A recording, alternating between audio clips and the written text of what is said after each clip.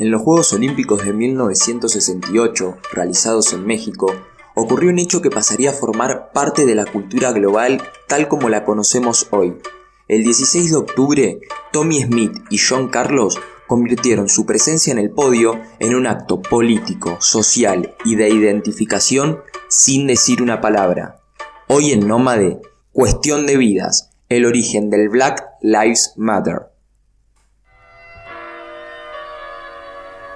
El mundo está lleno de relatos interesantes y este es el lugar donde nos damos la oportunidad de conocerlos y aprender.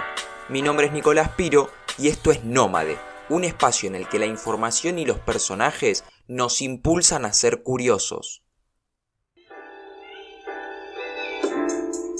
Tommie Smith nació en Texas en 1944. Desde chico cultivó tierra de blancos y los niños se burlaban de él en el colegio porque llevaba ropa de pobre.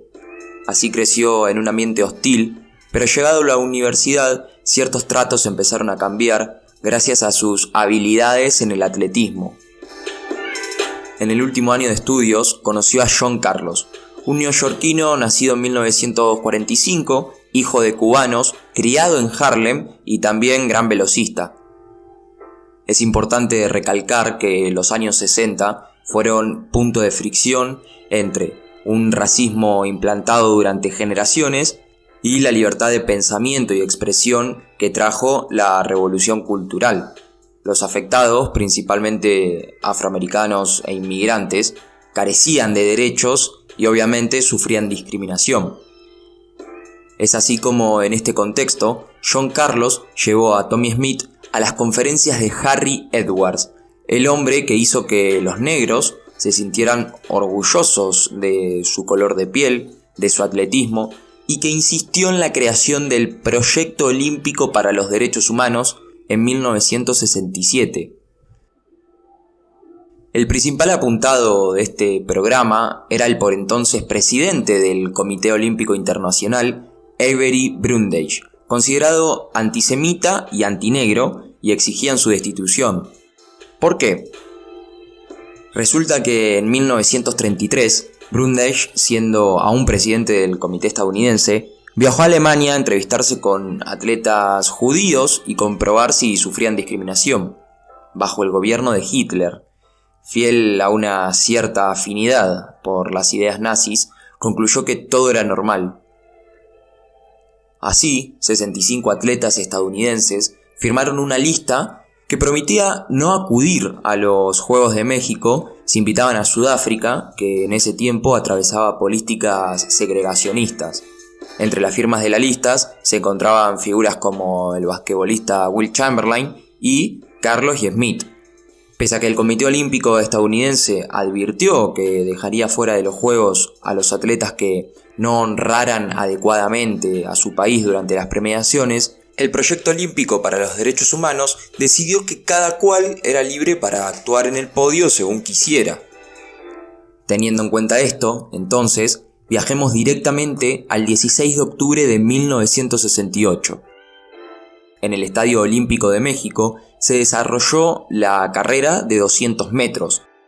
El vencedor fue Tommie Smith, con el australiano Peter Norman en segundo lugar y John Carlos tercero. Acercándose al podio, Smith y Carlos tenían sus zapatos para correr en las manos y caminaban con medias negras.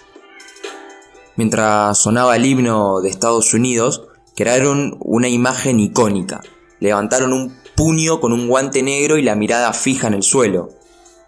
El puño derecho de Smith y el pañuelo negro en su cuello representaban el poder y orgullo negro en Estados Unidos, y el puño izquierdo de Carlos, la unidad de esa población. Descalzos representaban la pobreza. El acto de los atletas fue repudiado por Brundage, quien consideró que el gesto había sido inadecuado para el ámbito apolítico que quería difundir para los Juegos, algo histórico, por lo que fueron suspendidos del equipo estadounidense y expulsados de la Villa Olímpica. De hecho, al regresar a Estados Unidos, el hostigamiento empeoró. Fueron amenazados de muerte, ignorados por años y nunca volvieron a competir. Recién en la década de los 90 su gesto comenzó a ser reconocido y luego homenajeado en diversas oportunidades. La perseverancia de los pueblos discriminados y las nuevas tecnologías, con su masiva capacidad de difusión, son factores claves que convirtieron al puño izquierdo enguantado de Carlos en un símbolo global que representa la lucha por la igualdad y los derechos civiles. Smith y Carlos marcaron un camino que hoy siguen las principales figuras del deporte: LeBron James, Lewis Hamilton, Paul Pogba. Todos se expresan frente a las cámaras, encabezando luchas y levantando un puño o con la frase Black Lives Matter, es decir, las vidas negras importan. Entonces, el suceso protagonizado por Tommie Smith y John Carlos fue una cuestión de vidas. Sacrificaron su vida deportiva a la par que arriesgaban su vida diaria en pos de una mejor y más justa vida para su raza y la sociedad. Mi nombre es Nicolás Piro y esto es Nómade. Nos encontrás en Instagram y Twitter como Nómade_podcast. Podés escuchar este y los demás capítulos en Spotify y YouTube. Gracias por acompañarme.